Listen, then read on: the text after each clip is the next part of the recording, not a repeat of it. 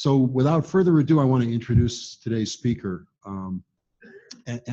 Before I start talking about Pete's background and everything, I just want to say that we're very honored that Pete was able to come and be with us to be the first speaker of our second iteration, Speaker Series 2.0. You know, he's in demand all over the place as a speaker in this town for sure, and to get any of his time is a real treat and a real honor for us. Pete's title, he's the Senior Upstream Research Director and Advisor for IHS Markit, which is the new iteration of IHS. Before that, he was an exploration geologist at Mobil Oil. And I'm just going to run down through a couple of his things that he's done in the past. And sorry, I put my glasses on here. Pete's authored all kinds of papers, you know, in the industry. He's been around for years, and you know, it's a treat for me to be able to spend any time at all with someone with Pete's level of experience. He's written papers on E&P databases, hydrocarbon shows, horizontal drilling, U.S. natural gas, global oil and gas resources. He's co-authored IHS studies on North American gas supplies, unconventional gas supplies, North American global tight oil. He's been on boards and committees at AAPG, PPDM. Educationally, he's got his bachelor's degree from University of Oklahoma, master's and PhDs in geology from University of Wisconsin. He's chairman of the board of visitors at the University of Wisconsin, where he was honored with the Distinguished Alumni Award. He's received honorary member award from AAPG, IHS Chairman's Award, Koga Lifetime Achievement Award, Who's Who in Energy, both Denver and Houston. I mean, long story short, Pete is a highly respected contributor to the energy industry worldwide. So having said all that, Pete, I'll turn it over to you and let you take it from here. So let's welcome Pete Stark.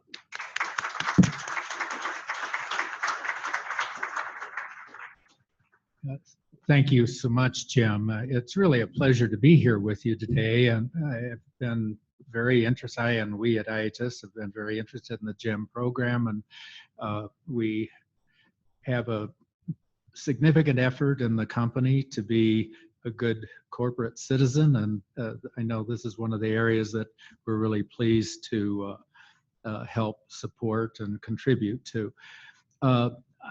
In a way, I wish I had picked a little better title for the presentation today, because what this is really all about is the global energy business is undergoing a sea change.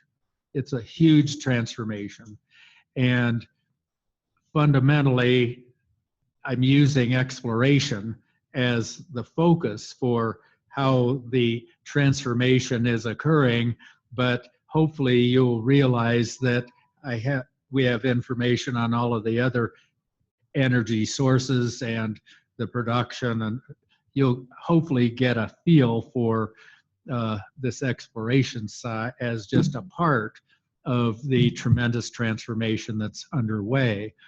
I want to frame what's going on right now, the setting in the industry today. Lots of things going on, some of which we can't predict, but there are things like the OPEC meeting at the end of this month, which may trigger a different outlook for oil and gas, particularly oil prices and supplies going forward.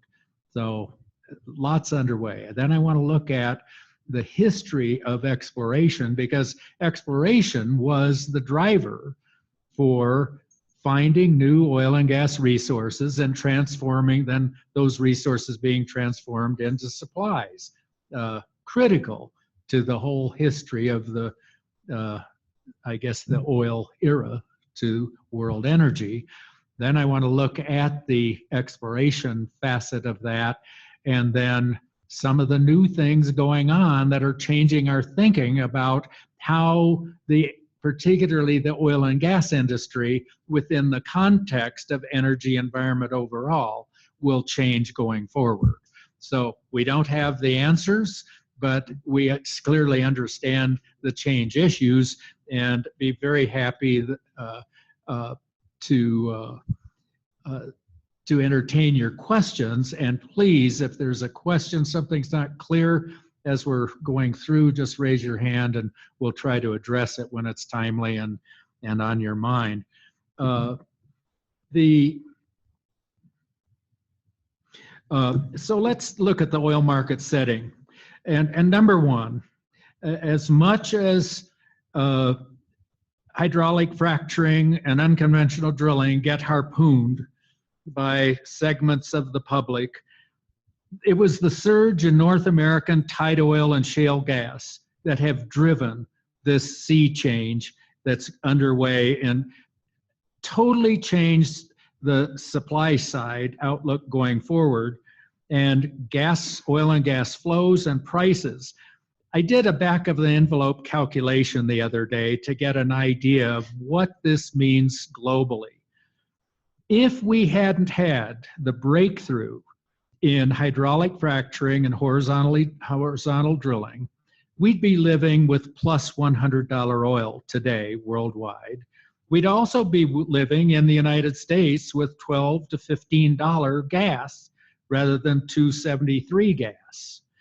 I just looked at, and I took a modest view of what the prices are today versus what they would have been like without this breakthrough. And it adds up to $6.8 billion a day of reduced energy cost. That's 90 cents per person per day worldwide as the result of this.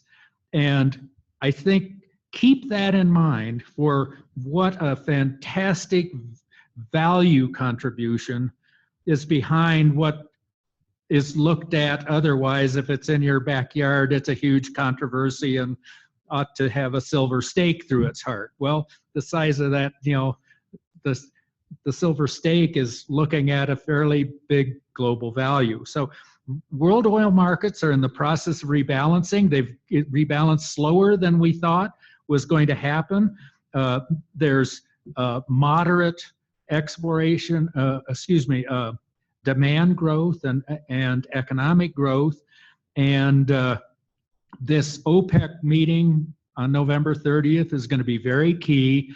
And we felt all along from when the early announcement from Algeria that Saudi Arabia was and others in OPEC were looking at coming to some agreement on how they would curtail or at least form a ceiling, a lid to their production growth, what it would mean. But the real trick is it's between Saudi Arabia and Iran.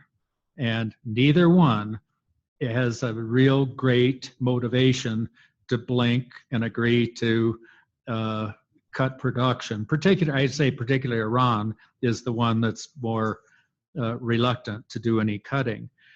So in this transformation in the United States, and because prices dropped so much, what we've seen in the last 2 years is a huge, huge increase in capital efficiency, lowering of costs, and it has made just a huge difference in break-even costs. And I'll show you some charts on that so you'll get a flavor. We've focused on that in North America on the unconventionals, but it also is happening globally and particularly in deep water now. We're seeing 30% cost reductions last year and maybe not as large this year, but in the same pattern, and that's critical going forward. We also see that led by the Permian Basin, U.S. oil production is poised to resume growing. And that always has been kind of one of those questions because costs, the prices fell way below what break-even costs 2 years ago. Hey, $60, we got to have that. There's a larger and larger amount of oil in particular that has break-even costs of $45 or less now, and the Permian Basin is key. We think that the U.S. production from the low point, which is about now around 8.4 million barrels, will grow almost 2 million barrels a day into the early 20s. So, but there are lots of things that can cause a hiccup in that path.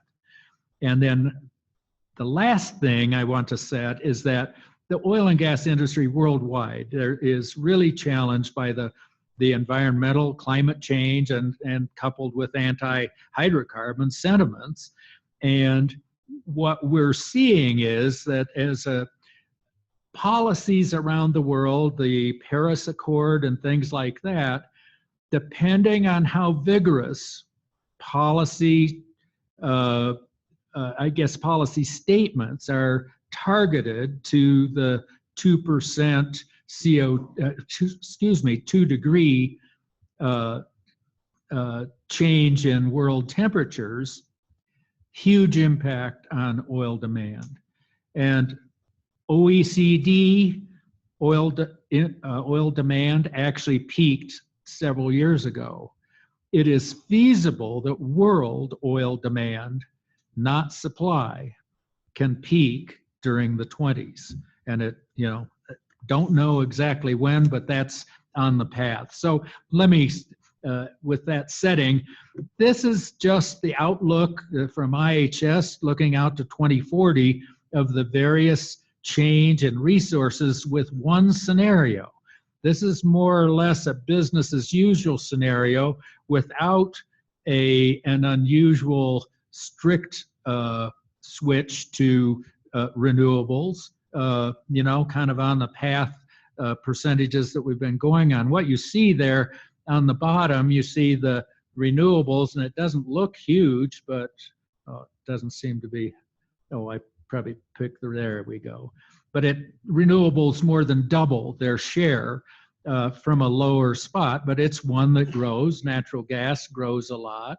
We see coal slowing dramatically, but coal is still the most readily available and cheapest form of large-scale energy in many parts of the world, and it's not easy just to replace it as rapidly as we've done here in the United States. And you may be aware that because of the replacement of coal power by natural gas in the United States, and China also has slowed down its path of coal-fired power implementation, that CO2 growth has plateaued for the last 3 years. Really great outcome.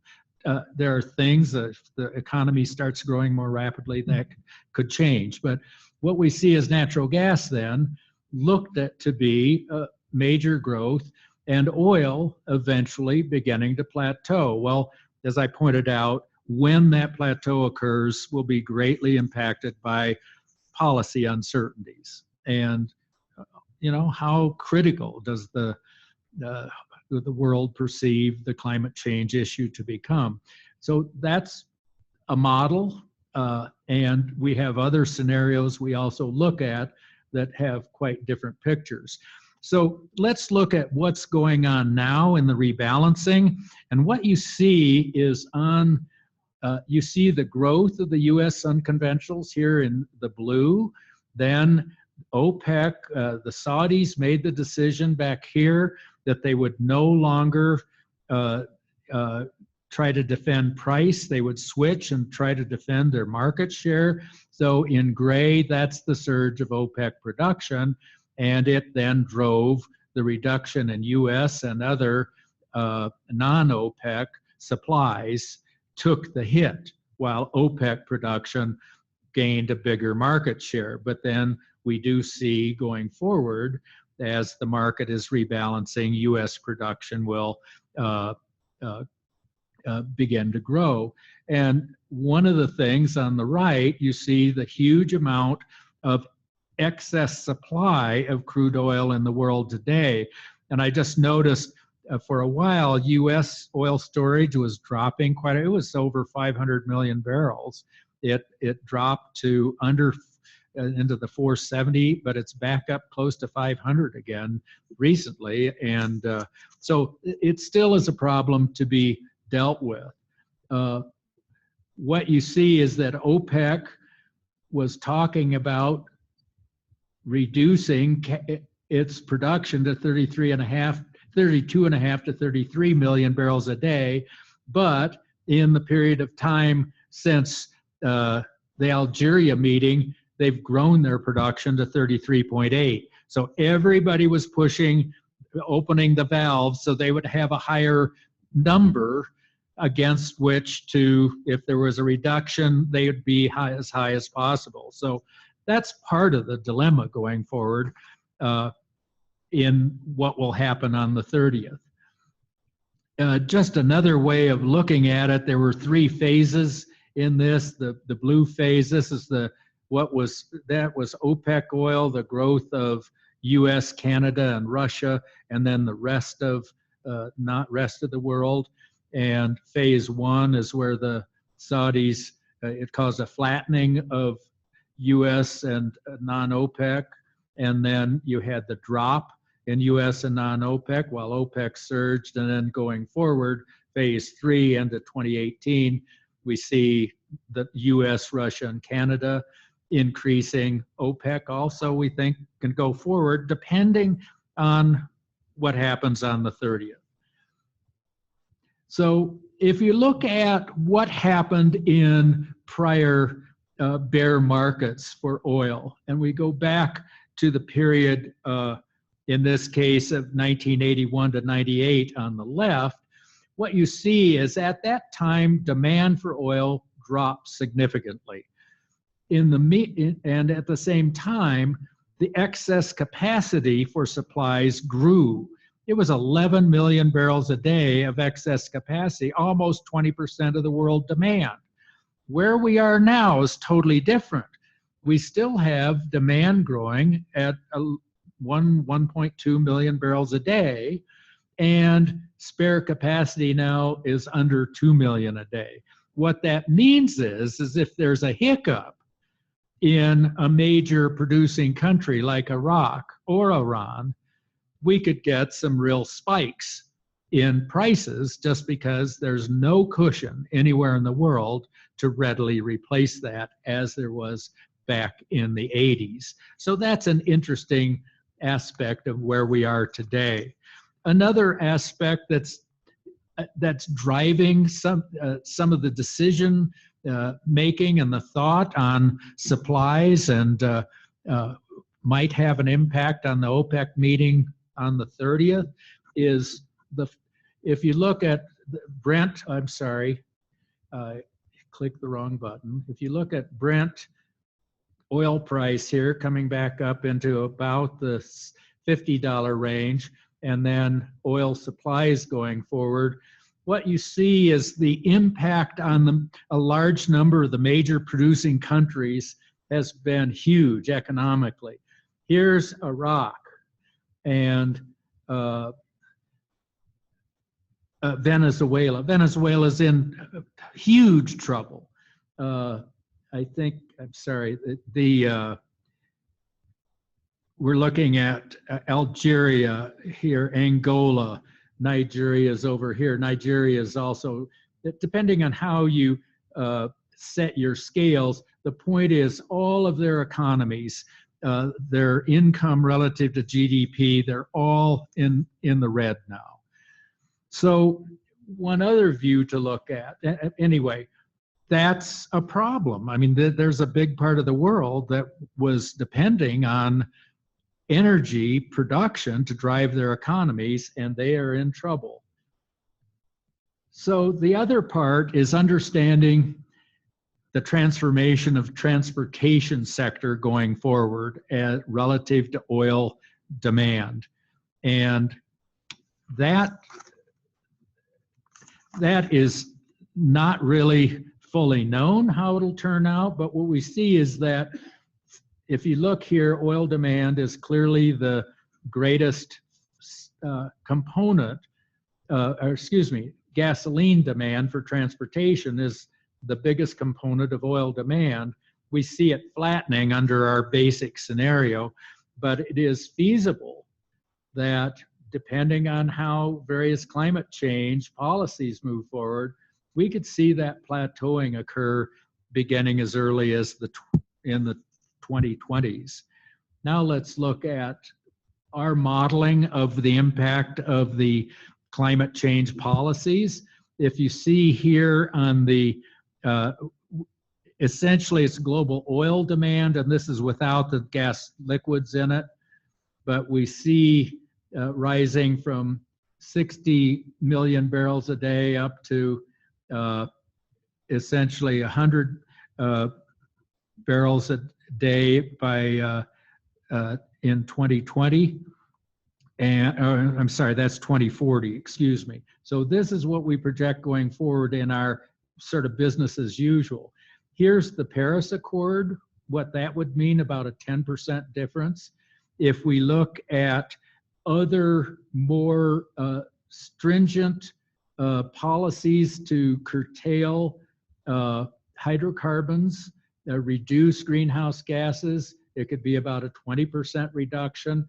And if you look at a 2-degree case, it's more than a 30% reduction in oil demand by 2040. So those are things, we don't know the answer yet, but somewhere in that range is what the industry, you know, this peak in demand could occur, you know, between these two and be different going forward. But that in general is the shape we see that the whole world energy business and the issue of dealing with climate change, that we're dealing with that picture. So, sorry, that was a bold click. So we're looking at sort of a survival of the fittest mentality. If we look at our standard case going forward with the increase in demand going up, and this is without the NGLs, about 45 million barrels a day of new production is required to offset demand in existing production and to provide new supplies as forecast. And we see this is stuff we have to find, then tight oil, then the green part are on projects that have been sanctioned, but many of these sanctioned may not be, are probably not economic at current prices. So there's a lot of uncertainty in that. But going forward, 1 million barrels a day going forward is needed just to replace the, you know, hold things even. So it means that the business is going to be healthy going forward, but just not robust like it sometimes has been. Here's what's happened to investment. And this is, we took the 60 biggest companies in the world that have about, I think it's like 80% of the world spending in upstream. And you can see, oh, sorry. Excuse me. There we are. You can see the oil price here at the top as it collapsed. Then you see spending going from over 92 billion, dropping down now to an estimated in 2016 of almost a third of what it was. And this is our oil price projection going forward. We don't see oil price getting up to $70 without a hiccup somewhere in the world until 2020 now. So that's a much lower rate of growth in oil prices than had been predicted before. But the point is, what we'll look at soon is that all of this efficiency that the companies have gained allows us to produce a lot more oil worldwide at lower prices than anyone thought possible 2 years ago. That's a part of the change going forward. If we look at the history of global discoveries since 1950, with the gas in red and the oil in green, what you see is, of course, and this is the number of wildcat wells drilled. Well, you see the surge in discoveries here in the 60s into the early 80s. And then because we've had, you know, during the 80s, we had that bear market that impacted the amount of drilling and also the amount of drilling and investment, because we moved from being an onshore oriented business with lower cost wells into, you know, from, you know, several $1 million wells or $10 million wells into $100 and $200 million wells. So that's, but the concern is here. You see in 2015 and 16, we're seeing the smallest amount of conventional oil discovered around the world since 1952. So that is a part of the conundrum. And what does that mean? Well, there are different facets of it. This map shows the discoveries just in the decade from 2000 to 2010. And this is part of a paper that'll be published, by the AAPG in 2017 on the giant fields of the decade. But what you see is the bubble sizes are the size of the discovery, and oil and gas. You see a lot of giant gas discoveries, but we added the North American unconventionals. And if you look at the numbers down here in the amounts of oil and gas conventional internationally, and then the North American unconventional adds up to about 44% of the giants in that decade were North America. North America in 2000 was DEAD for future exploration. So this breakthrough in unconventionals has been huge, and it is ongoing. We don't know, it's not easy for take-up of unconventionals in other parts of the world, though. The reason is it takes you have huge numbers, you drill a lot of wells, you have a big supply issue, lots of sand, lots of water. So you have to have a mature, efficient logistics system for unconventional plays to work elsewhere in the world, and there are not many places like that. Also, the legal systems, the business condition, it's just out of whack. It happened in the North America because we had the wherewithal, we had innovation, we had competitiveness for it to happen. If you look at are we running out of giants or just ideas? Well, we came into a whole raft of new giants in the unconventional part of that breakthrough. But what we see is on the oil side, we see since 2005, a decline in the number of giant oil fields. Gas is a bit different. We've had East Africa off of Mozambique, huge numbers of giant gas fields there. We had also the Falklands have had some too. The only problem with some of these is that how do you commercialize it? You know, you have 50 trillion cubic feet off of Mozambique, and it has to be billions of dollars of investment to transform it into LNG and transport it. And we'll take a look at the competitiveness in that area, but really a change in world conventional. If we look at what's happened in those discoveries by setting, the yellow being onshore, the blue deep water, you see a lot more happening percentage-wise in the deep water, even though number of discoveries have dropped. Deep water has been, for conventional discoveries, really since 2005 has been the real King Kong area. But recently, the number of large discoveries has dropped, costs have been high, so that transformation that's happened onshore needs to happen there as well. Another aspect of supplies to be aware of is that on this chart, what you see is the number of discoveries here in the blue annually, and then how much new oil is actually added by it's new zones, new technologies, enhanced recovery in existing fields. So back on that one slide I had from 1950 to date, technology is rejuvenating a lot of production from those older fields. And it is significant. And I'll show you the model for that in the US Permian Basin.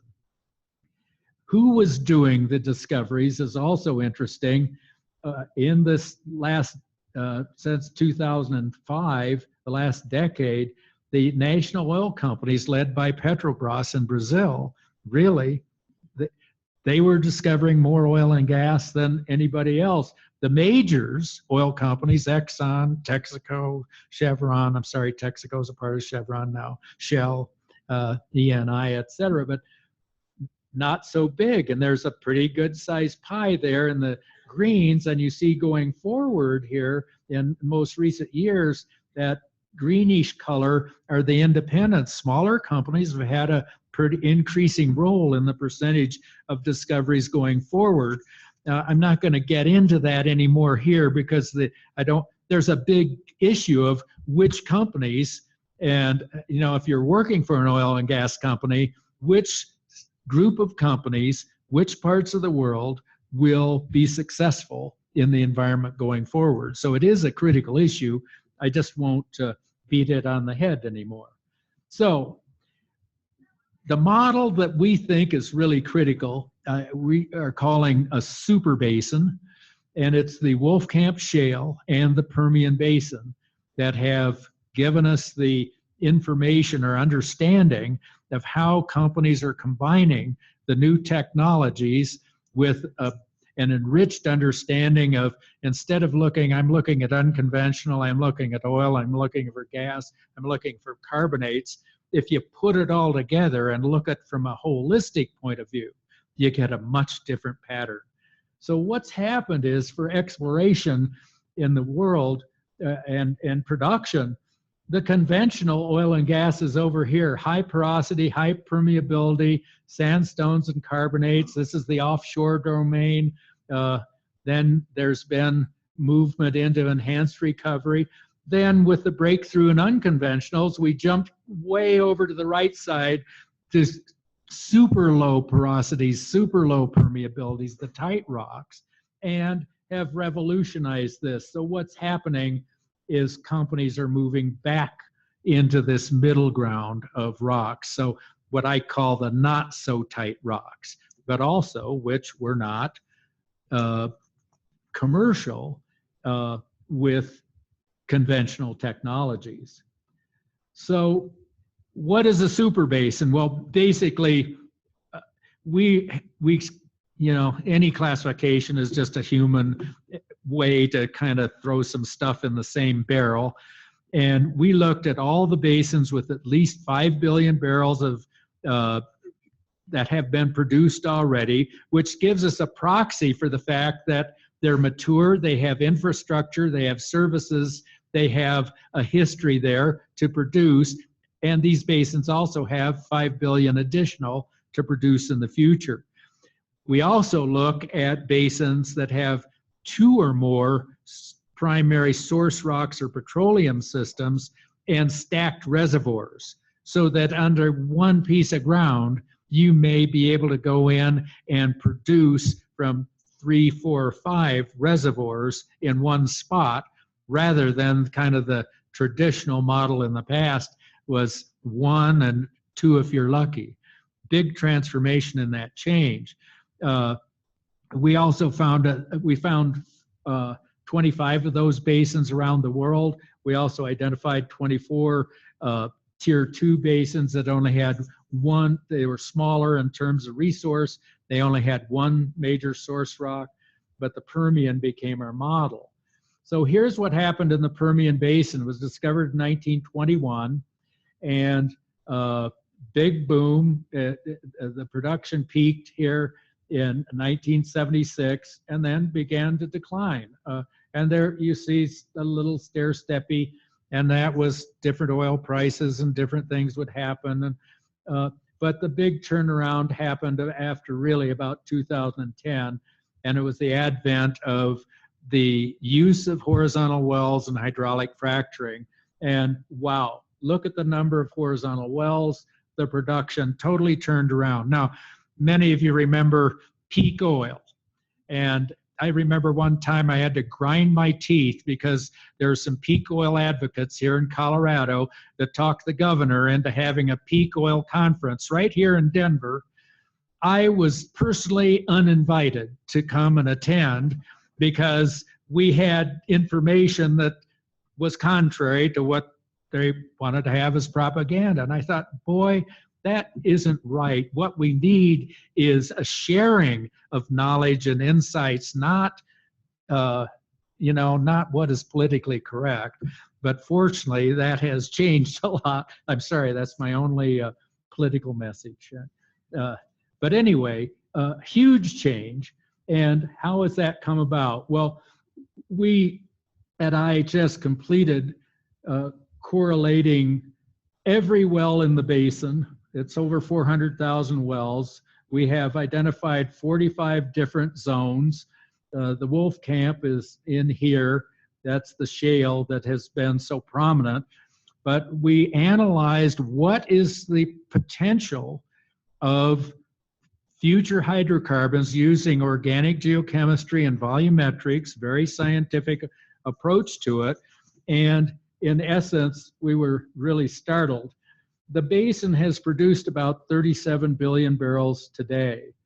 And what we determined from this first cut is that we think the Permian Basin has the capability now of producing 1.5 to 1.7 times more oil in the future than has been produced to date. And it's all because of, let me go back. Instead of looking at just this one zone, we look at the basin as a composite and what's happening in the Permian Basin. This is the Delaware Basin, by the way, and this is the Midland Basin side. They're paying $50,000 an acre for leases in the Delaware Basin because they have 6, 7, 8 stacked pays under each, section. Huge, huge. I mean, it got up to 20,000 an acre here in Colorado, but with fewer opportunities for stacked pays. But nevertheless, Colorado, oops, did I totally goof there? Sorry. I want to move on then. What does it mean in the world? Here's the location of the 25 super basins worldwide. You see West Siberia, huge, some in China, Middle East, huge, but here's North America, scattered in North Africa, a little Australia, some in South America. The point is almost 800 billion barrels are identified in these other super basins.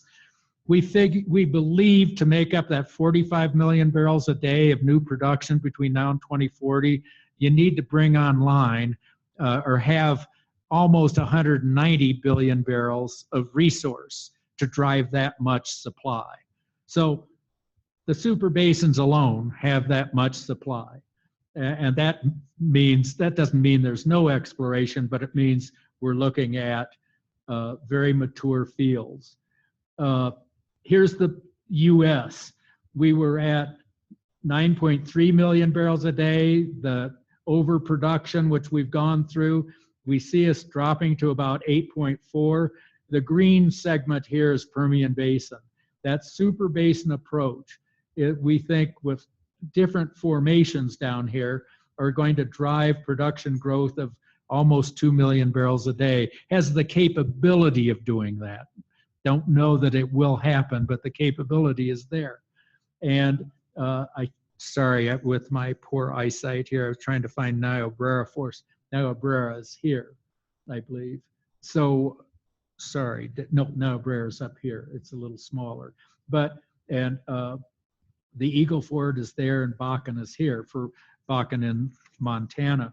So other details underneath this hood, why is that happening? Well, here's the amount of oil being discovered, and at the break even, what we see is the break even cost plunging in the last 2 years. Here's capital efficiency. What we saw is back in 2013 was we had costs there, or excuse me, you had about 50 barrels of production that could be generated from $1 million worth of investment. So each $1 million would generate 50 barrels a day. It's over 102 barrels a day now for that same million. So that's a huge difference, and that's why, I mean, the whole world is going to benefit from this because there's more oil and gas that will be producible at lower prices than we experienced over the last decades. So if you look at Permian Basin, here's the price of oil going up slowly. Here is cash flow. historically, the whole unconventional revolution was condemned because it didn't generate positive cash flow. Major changes going forward. Going forward, even with lower prices, these plays will be more profitable than they've ever been in the past. Huge change there. Eagle Ford is there. Bakken will not quite as robust as this, but will come into play. So let's look at what to the future then. What does this mean? Did a study of the top 100 plays in the world, and here the bar for conventional, little over 750 billion barrels. The unconventional recoverable, we think 250 billion. The not so tight, that's the going back into the conventional basins and looking at rocks, producing them unconventionally, that is horizontal wells and fracking. And then heavy oil. There's a lot of heavy oil. Obviously, our big picture in the North America is Western Canada, the oil sands. I know they're under a lot of pressure environmentally, but they are really critical to, one, energy security and our supplies in North America over the next decade or two, for sure. You can't just turn off that spigot. There's nothing to replace it with readily, unless you want to get buddy-buddy with Venezuela, because you can import the same stuff. So having it in North America is really important. But around the world, there's a lot of resistance. A lot of European efforts have stopped heavy oil developments in the Congo, for one. There's a lot of resistance in a big project in Madagascar. We can look at that on a map. Here's essentially the Madagascar one and the Congo. But the point is, if you look in the reds, that's the conventional, and you see a lot of it's offshore and in the Arctic. Arctic also is high cost, environmentally sensitive. The point I'm trying to get at here is, if you look at the greens, which are the unconventional, and the yellows the not so tight, and we just selected some not so tight. They're scattered around the world. They're readily available. They're already in areas that produce. And the point is, we think there's a possibility of a huge shift away from the really environmentally sensitive areas in the world to produce more oil and gas from areas where there's already the infrastructure and development. If you look worldwide at break-even costs, you have the Middle East here on the far left, and gradually we ramp up. Here's the sort of magic $60 threshold. A lot of this is offshore. Sorry, I'm trying to see the North American tight oil is here, a big range, but average is still under 60, but we're seeing a lot more of this oil in the below $40 range too, that's being produced or capable of being produced. So the settings, Arctic, we've talked about. I think probably it's going to make more sense going forward economically and environmentally that there'll be less effort to do drilling and production in the Arctic. Deep water, we've talked about a lot. It has a big potential, but it's really getting back to this situation. You know, I goofed on one. I apologize. I wanted to get back to this.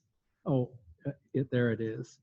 If you look at the super basins compared to all of these as separate targets, and this is the way we've thought in the past, the super basin target is way up here.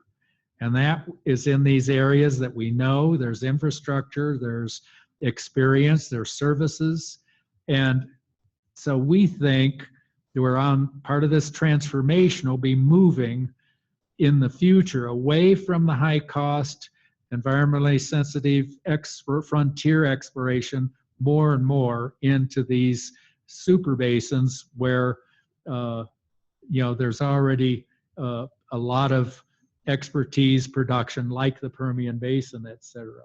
So I just wanted to make sure we had that point well made. If we look at the conventional offshore, we see here's the size of the prize and the break-even cost, and you see a lot of in the $60 and $70 break-even ranges for conventional offshore. So at the moment, unless there's additional cost efficiency there, we can't look for those offshore conventionals to be the major place for future supplies. That's another reason I think the super basins will have a heyday. If you look at gas, very challenging oversupply situation worldwide. Demand is growing, but like the big discoveries in Mozambique, et cetera, we're looking at almost twice as much LNG capacity, future supply being talked about as demand.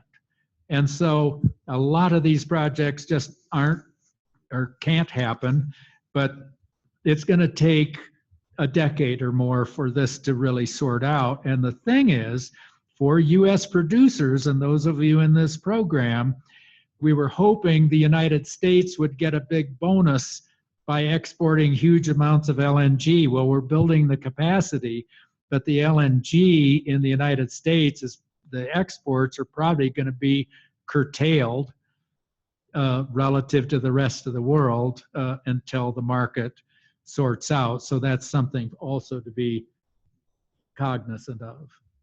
And back to our environmental, here's the growth of 2-degree, the CO2 in the 2-degree model.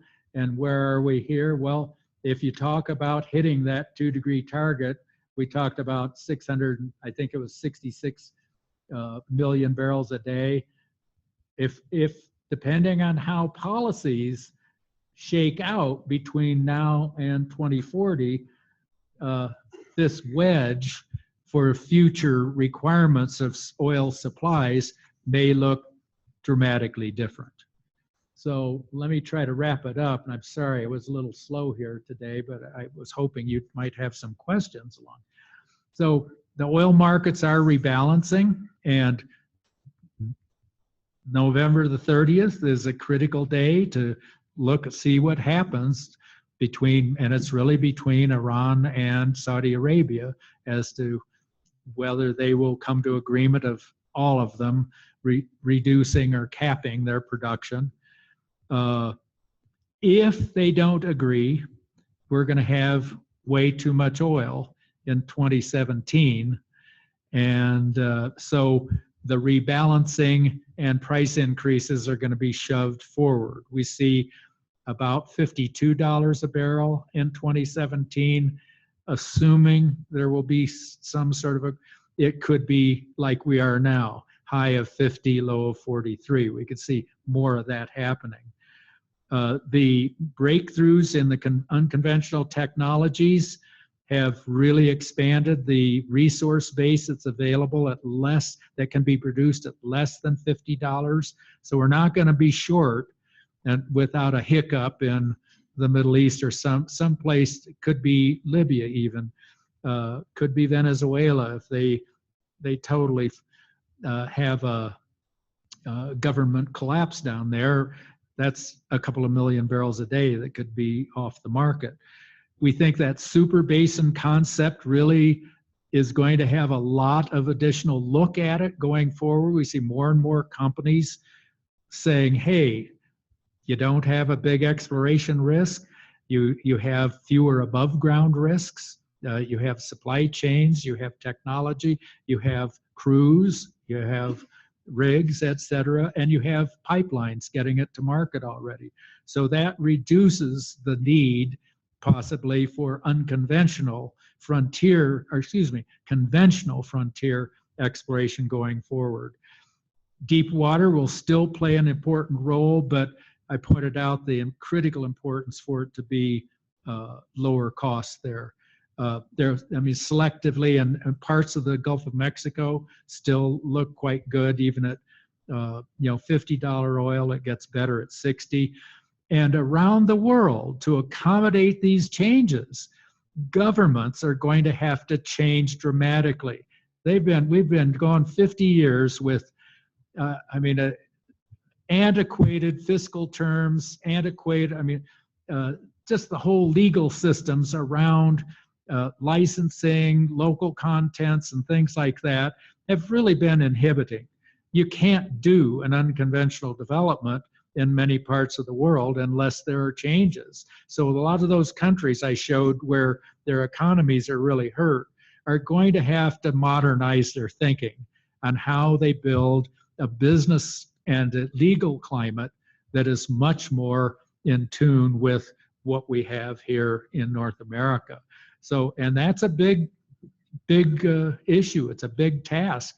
So what may happen is that more and more and more North America will, and countries that will modernize and, their business environment, their legal setting and technologies have a better chance of flourishing going forward. So I'll shut up there. It gives us a few minutes for questions. And but I hope this is a complex story.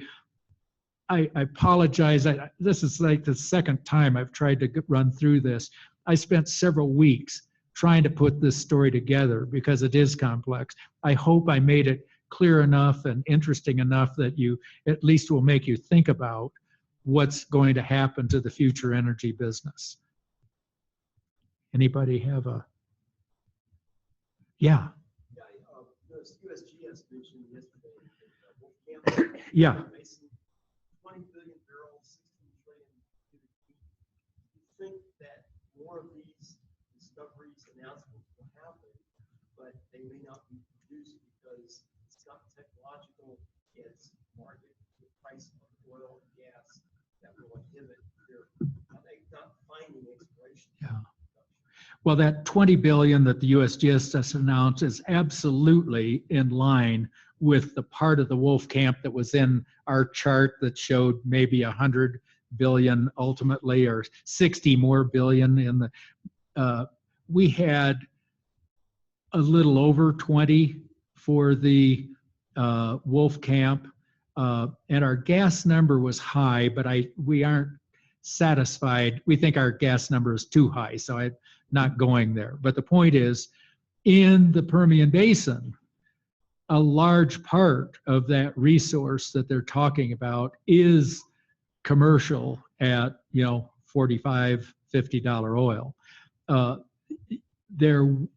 There was the recent announcement by, sorry, I'm blowing it here. I'll get to it in a sec. My mind was, it's in slow cache today. The Alpine High discovery, which is partly Barnett, partly Wolf Camp on the far western side of the Delaware Basin. It's in an area that's 40 miles away from other commercial production. Apache in Houston. Sorry, there I get a gold star finally on that. You're seeing a senior mentality in action here. The point is, they're talking about 15 trillion cubic feet of gas and 3 billion of liquids. Now it's yet to be really confirmed and established. It has infrastructure that needs to be built to it, et cetera. But that is another type of discovery within a mature basin province that wasn't expected. Do you know where the two biggest discoveries in the world are this year, 2016 to date? USA. North slope of Alaska, 2 billion barrels. West of Prudhoe, 100 and some miles. That Alpine discovery in the Permian Basin. Nothing else even close elsewhere in the world. So innovation, technology, business climate, there's a lot going here, and the industry, I hope I was getting across to you that the industry is very, very focused on being a good corporate citizen. They've all across the board lowered the environmental footprint, and that goes from whether it's methane emissions or whether it's, you know, use of water. I mean, but the oil industry has technology, it has innovation, it has money. You can't do these things without those fundamental tools. And that's why, I mean, you try to throw out, hey, we want to reduce greenhouse gases around the world. Hey, yeah, let's get behind it. Hey, you got to have technology, innovation, and money to do it. And we can do the best job in the world here. Sorry, any other questions? Yes. Was the super basin concept, is that something that IHS came up with? Oh, you know, it's no new law of nature. It's, you know, we've been talking. First time I heard that. Well, you know, it's just a term we coined. And I'm sure other people, you know, what you see in terms of new thinking, you see kernels of several people around the world kind of coming up with the same idea at the same time. I mean, we're happy. I mean, we came out with this and published it maybe a month ago. But I mean, it's new stuff. I'm sharing with you our very latest. I mean, I have stuff in here that is less than 24 hours old on what's happening in the industry and what does it mean. So we're looking now at the mini basins, because the mini basins also play a role, different type of role, but the smaller independent companies have, that'll probably be their domain where they can find and develop significant amounts of hydrocarbons going forward. But the idea of the super basin, where you're looking at the conventional reservoirs, you're looking at the unconventional reservoirs, which we couldn't produce at all from until, what is it? It's 9 years. Well, it's okay. So it's 10 years plus in that. And then the not so tight. All of a sudden, well, eureka, gosh, I may have, if you have 37 billion barrels of mostly conventional in the Permian Basin, then you go back in and look at those tighter parts of 10%. You could just add 10% kind of, so another 3.7 billion is possible from that alone. So I like that concept, and I also like the fact that you're not looking at going in and into a new frontier area that doesn't have the legal situation, it doesn't have market in place, it doesn't have pipelines, it doesn't have rigs and supplies and what have you. So that's the main reason for the thinking. It's transformative, but I think it fits. And please give me your feedback if you see places where it doesn't fit, what's really happening in the world, and particularly in the public concerns about climate change and environment. And right now, we think that the super basin idea going forward helps solve a lot of those very knotty issues. And we hope it's a more holistic way of looking at the problem rather than deep water or heavy oil or, you know. So that, thank you for letting me share it with you. And yeah.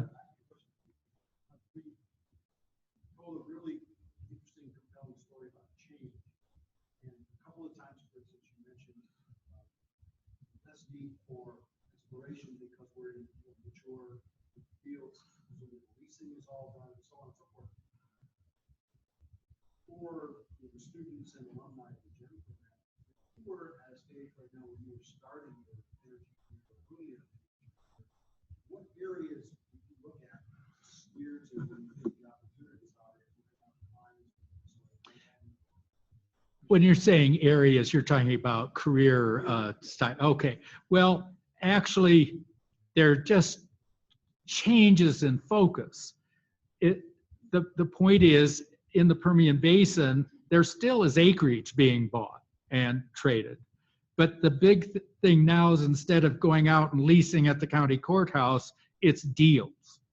And it's the deal making and asset acquisition and transfer of assets. And I mean, that's huge. And that all requires a huge amount. I mean, it's land legal dependent for those things to happen. If you're a geologist and you may not be looking for oil in Antarctica and pounding on rocks down there in the summertime of Antarctica, but the unconventional has absolutely revitalized the need for geology, fundamental geology, because for a while it was all seismic. But we're looking at rocks that, gosh, I remember my first wells I sat on in the Permian Basin.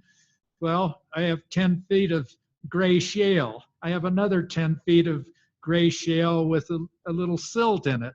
We drilled through it and didn't pay any attention. That's the wolf camp, you know? It's 20 billion barrels. Hey, couldn't do anything with it then. So understand the enriched knowledge. It's sort of nanogeology or microgeology, but putting all of those, and it's also the physics. It's the temperatures, the pressures, the transformation of source rocks into hydrocarbons and how they're stored and how can you get them out of the rocks. So that also gets over into engineering. And if you looked at the cost and efficiency management, the big issue here has been management of supply chains and efficient use of your equipment, and you know, you're managing the environmental footprint and all. So to me, global energy management, hey, it's King Kong for the future, because that's where the critical decisions are being made on how to do it right. How to do it right with a very complex set of technologies, and you're also managing a big human and community interest setup. You know, it's a much more complex. So to me, wise management with understanding of the technologies and the appropriate role of energy companies with society. I think your program is more complex, it's more demanding, but I would think smart, capable people should be attracted to it. That's okay.